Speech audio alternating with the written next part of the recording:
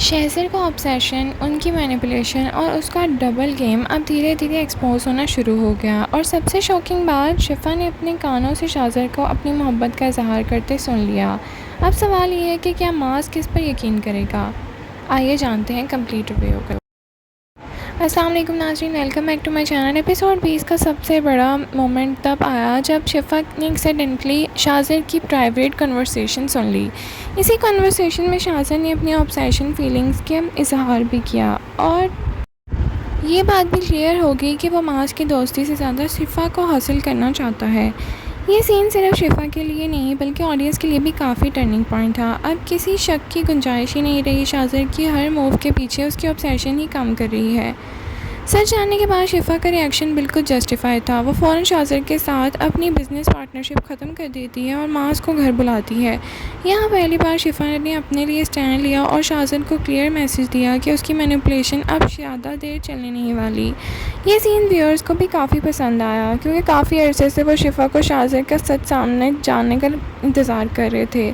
Episode का सबसे powerful और सेटिस्फाइंग मोमेंट वो था जब शिफा ने शाज़र को सबसे सामने कॉन्फ्रंट किया।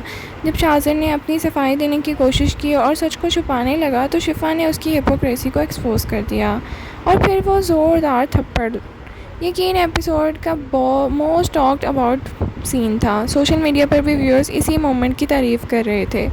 लेकिन शाज़र इतनी आसानी से हार मानने वाला तो बिल्कुल भी नहीं है। अपनी इमेज बचाने के लिए उसने फ़ौरन कहानी का रुख बदल दिया। उसने क्लेम किया कि वो मास को अपने भाई की तरह समझता है और शिफा झूठी कहानियाँ बना रही है।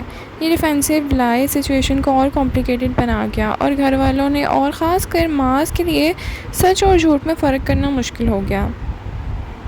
हमें लगता है कि इस एपिसोड का सबसे डिफ़िकल्ट पॉजिटिव मास था।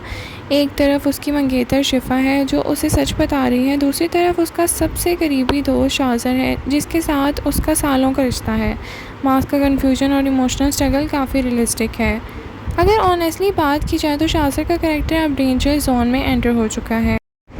पहले वो सिर्फ जेलस और पॉसेसिव लगता था, लेकिन अब उसकी ऑब्सेशन उसे झूठ बोलने, दोस्ती का फ़ायदा उठाने और लोगों को मैनिपुलेट करने पर मजबूर कर रही है। और ये चीज़ उसे ड्रामे का सबसे अनप्रेडिक्टेबल कैरेक्टर बनाती है। परफॉर्मेंस की बात करें तो शाज़र के रोल में ज़बरदस्त एक्टिंग परफॉर्मेंस दी गई है। उनके एक्सप्रेशंस, ऑब्सेशंस और डिस्प्रेशन को परफेक्टली शो करते हैं।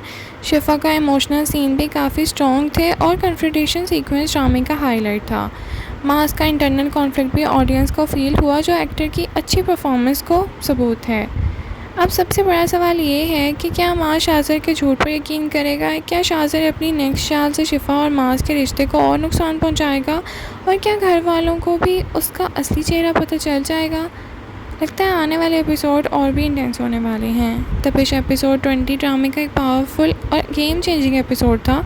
शाज़र का ऑब्सेशन एक्सपोज हो गया, शिफा ने फाइनली स्टैंड लिया और मास का एक मुश्किल इमोशनल डिलेमा में फंस गया। स्टोरी अब और भी ज़्यादा एक्साइटिंग होती नज़र आ रही है। आप बताएं आपको ये थप्पड़ कैसा लगा और क्या मास को शिफा पर यकीन कर लेना चाहिए?